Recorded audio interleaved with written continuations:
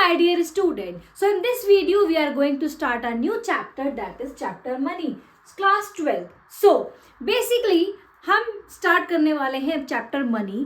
First topic is barter system. देखो पहले आपको मनी समझने से पहले आपको जब पैसा आया उससे पहले समझना होगा कि क्या होता है, तब आप मनी आप इजीली समझ पाओगे. So what is barter system और what is barter exchange? It is a method of exchanging goods and services without using money before money was invented. The primitive world's trade was carried out according to the barter system exchange. ठीक है, अब देखो barter system वो system है जहां पर money का use नहीं होता है, गुड्स के बदले गुड्स एक्सचेंज होते हैं. ठीक है, ये बार्टर सिस्टम तब चलता था बेटा जब मनी इन्वेंटेड नहीं हुई थी. ठीक है, जब तक मनी आपकी नहीं आई थी. जब पहले के लोग क्या करते थे बेटा, गुड्स के बदले गुड्स. फॉर एग्जाम्पल मेरे को एप्पल की नीड है और किसी दूसरे को राइस की नीड है, तो हम आपस में एक्सचेंज कर लेंगे. ठीक है, मेरे पास एप्पल है मैं उसको दे दूंगी, ठीक है, और उसके पास राइस है वो मुझे दे देगा. तो ऐसे हम एक्सचेंज कर लेते थे बार्टर सिस्टम में. मतलब बार्टर सिस्टम का मतलब ये होता है. ठीक है, so what is barter exchange? Barter exchange refers to the exchange of goods for goods. ठीक है, these both are same. An economy where there is no direct barter of goods and services is called barter economy और C2C. इसको हम barter economy और C2C economy भी कहते हैं, आप इसमें याद रखो. ठीक है, बेसिकली barter system क्या हुआ? It is a system where goods are exchanged for goods. ठीक है, पैसे का इस्तेमाल नहीं होता था. अब इसकी कुछ limitations भी होंगी. तो limitation पहली है बेटा lack of common measure of value. देखो अब पहले के ज़माने में आप पूछोगे मैडम जब पैसा ही नहीं था तो लोग अपने गुड्स की वैल्यू कैसे लगाते थे? क्योंकि आज के टाइम में तो भाई शूज़ की अलग वैल्यू है, शूज़ में वैरायटी की भी अलग वैल्यू है, चावल के अलग प्राइस हैं, ठीक है, और दाल के अलग प्राइस हैं. तो लोग पहले कैसे एक्सचेंज करते थे? बेटा पहले क्या होता था, जिसकी वैल्यू जिसकी डिमांड ज़्यादा होती थी ना पहले के ज़माने. फॉर एग्जांपल लोगों वहाँ पर राइस की बहुत ज़्यादा डिमांड है कि लोग चावल बहुत ज़्यादा खाते हैं, तो चावल महंगे हो गए. जिस भी चीज़ की डिमांड ज़्यादा होगी वो चीज़ महंगी होगी, जिसकी डिमांड कम होगी वो सस्ती होगी. ठीक है, इसमें देखो ये बोल रहा है कि कॉमन मेजर वैल्यू नहीं होती. देखो सबकी वैल्यू सेम तो नहीं हो सकती. आज के वर्ल्ड में आप देख रहे हो पैसे से आप सब कुछ अलग अलग मेजर करते हो. कोई चीज़ महंगी है, कोई सस्ती है, कोई अलग अलग, सबके अलग अलग प्राइस होते हैं, पर वहाँ तो हम प्राइस हम डिसाइड नहीं कर सकते.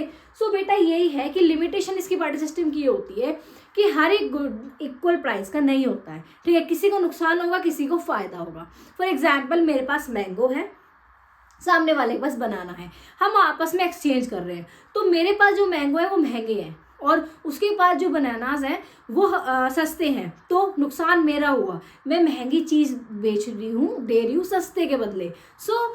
पढ़ते हैं. In the barter system, all commodities are not of equal value and there is no common measure value unit of the value of goods and services in which exchange ratio can be expressed. Example, if A has wheat and B has rice. ठीक है, अगर A के पास wheat है और B के पास rice है, then it is difficult to decide how much wheat is needed to exchange with the 1 kg of rice. ठीक है, अब difficult होगा कि वो वीट के बदले जो हम राइस दे रहे हैं वो कितना केजी में हम उसको दें, तो कितना किलो उसको देगा. मुझे वीट दे रहा है तो मैं कितने किलो उसको चावल दूँ. ठीक है, in the absence of common measure the exchange ratio is fixed randomly in which one of the parties generally suffers. ठीक है, एक्सचेंज रेशियो तभी के तभी होता है और एक ना एक को तो सफ़र करना होगा, एक का नुकसान होगा और एक का फ़ायदा होगा. आज के टाइम में तो हम अपने अकॉर्डिंग जो चीज़ महंगी है तो उसके बदले हम चीज़ें कर लेते हैं. बट बेटा पहले के ज़माने अगर उसको छोटी चीज़ की नीड है तो उसे महंगी चीज़ देनी पड़ेगी. एक ना एक को तो सफ़र करना पड़ेगा और एक को प्रॉफिट होगा और एक को नुकसान. ठीक है, बेसिकली बार्टर सिस्टम में कॉमन मेजर वैल्यू नहीं होती है. आप उसको वैल्यू बिल्कुल एग्जैक्ट मेजर नहीं कर सकते हो. ठीक है, अब कोई ऐसा तो नहीं करेगा ना उसके पास भी चावल है आपके पास भी चावल है, चावल एक्सचेंज कर लो, ऐसा तो नहीं होगा ना. किसी को किसी और चीज़ की नीड होगी, किसी को किसी और चीज़ की नीड होगी. ठीक है, this is the first limitation of barter system, that is lack of common measure unit. ठीक है, आपको समझ में आ गया होगा. नेक्स्ट सो बेटा आप पढ़ते हैं हम second limitation of the barter system, that is lack of double confidence of bond. देखो अगर आपको कोई चीज चाहिए तो सामने वाला भी एग्री होना चाहिए कि उसको भी हाँ आपके पास जो है वो पसंद है तो वो ले लेगा, ठीक है। सो barter system can work only when both buyers and seller are ready to exchange each other goods, ठीक है। मैं रेडी हूँ आप रेडी नहीं हो, या आप रेडी हो मैं रेडी नहीं हूँ, तो बार्टर सिस्टम नहीं होगा, आपका एक्सचेंज नहीं होगा। दोनों बायर को भी और सेलर को भी दोनों को एग्री होना पड़ेगा। For example A can exchange goods with B only when A has bonds. देखो बेसिकली फॉर एग्जाम्पल मेरे को चाहिए शूज, आपको चाहिए राइस, ठीक है। सो अब मेरे को तो शूज़ चाहिए और आपको जो मेरे पास है वो नहीं चाहिए, ठीक है। तो ये डिफरेंस हो जाता है बेटा कि जो मेरे पास है जो सामने वाले के पास है, एक दूसरे को उस गुड्स की नीड्स है तो वो एक्सचेंज कर लेंगे, बट नहीं होगी तो वो नहीं करेंगे। एक भी बंदा एग्री नहीं होगा, चाहे बायर और सेलर हो, तो वो एक्सचेंज नहीं होगा। दोनों का एग्री होना इज़ वेरी इंपॉर्टेंट, ठीक है। however such double consonant is very rare, होगा कॉन्फ्लिक्ट होता है, लड़ाई होने लग जाती है, ये चीज़ें बार्टर सिस्टम में होती है। Third is lack of standard of deferred payment. देखो डेफर्ड पेमेंट बेसिकली वो पेमेंट होती है बेटे कि आप फ्यूचर में कर सको। आज के टाइम में आपके पास मनी है तो आप पैसे से या फिर आप बैंक से लोन ले सकते हो या फिर किसी से भी पैसा उधार ले सकते हो कि हाँ किस्त में दे दूंगा मैं 10 साल बाद, 20 साल बाद या फिर 5 साल बाद मैं वो पेमेंट कर दूंगा, ठीक है। तो वो बोलता है कि हाँ पेमेंट कर दियो भाई, तो बस मेरे को वो देता रहियो इंटरेस्ट। सो ये चीज़ वहाँ पे अवेलेबल है, कहाँ पर, जहाँ पे मनी है। बट यहाँ पे डेफर्ड पेमेंट नहीं हो सकती, ठीक है। अब मैंने किसी से एप्पल लिए हैं, ठीक है, मैं उसको बोलूँ कि मैं तेरे को 10 साल बाद चेंज कर दूंगी, वो बोलेगा मेरे को तो सेम क्वालिटी सेम क्वांटिटी चाहिए, तो क्या पता है कि 10 साल बाद क्या होने वाला है। सो ये प्रॉब्लम आती है लैक ऑफ डेफर्ड पेमेंट में कि इसमें डेफर्ड पेमेंट नहीं हो सकती। Under the barter system, contract involving further payment or credit transaction cannot be take place with these because of the following reason, ठीक है। The borrower इन सब reasons की वजह से नहीं हो सकता barter system. The borrower may not be able to arrange goods of the same quality at the time of repayment. भाई repayment के टाइम पे जैसे वो कह रहा है कि 5 साल बाद मैं दे दूंगा, वो सेम क्वालिटी ना दे पाए और ज़्यादा बढ़िया क्वालिटी आ जाए और ज़्यादा बेकार क्वालिटी आ जाए, क्या पता है। वो तो कह रहा है मेरे को तो सेम क्वालिटी में चाहिए, आप नहीं दे सकते।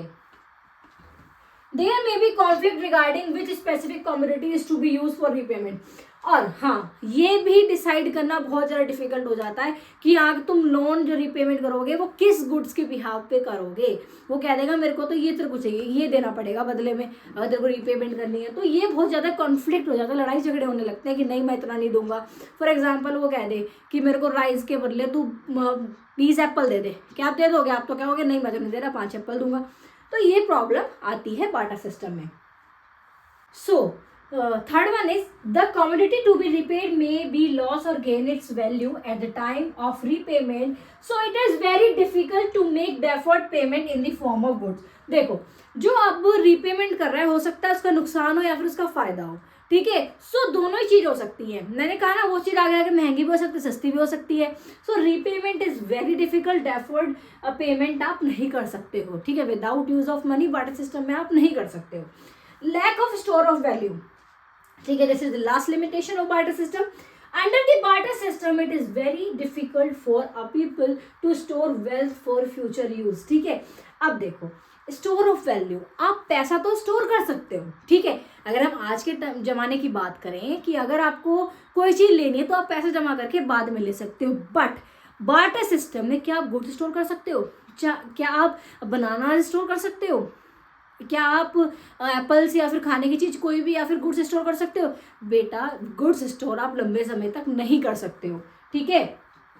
Under the barter system, it is difficult for people to store wealth for future use because most of the goods like wheat, rice, vegetable, etc. do not possess durability. Their quality deteriorate with the passage of time. आप इन सब चीज़ों को नहीं कर सकते हो। Storage of goods require time and effort. Goods को store करने के लिए टाइम और एफर्ट चाहिए, ठीक है। सो बेसिकली हमने ये पढ़ लिया, लिमिटेशन आपको समझ में आ गया होगा, ठीक है। डबल कॉन्फिडेंस ऑफ वांट होता है, आपका डेफर्ड पेमेंट आता है, आपका स्टोर ऑफ वैल्यू आता है, ठीक है। सो ये सारी चीज़ें, मेजर वैल्यू आता है। तो ये सारी चीज़ें ना, इन सब चीज़ों ने मजबूर कर दिया मनी को लाने के लिए, ठीक है।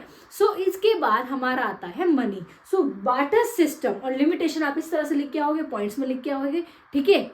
सो बेटा हमने पढ़ लिया है अपना बार्टर सिस्टम और उसकी लिमिटेशंस, आई होप आपको समझ में आ गया होगा, ठीक है। अब इसके बाद हम टॉपिक पढ़ने वाले हैं मनी, जो कि लिमिटेशंस के कारण हमें सोचने मजबूर हो गया था कि भाई मनी आनी चाहिए, पैसा आना चाहिए, बार्टर सिस्टम से काम नहीं चल रहा है, ठीक है।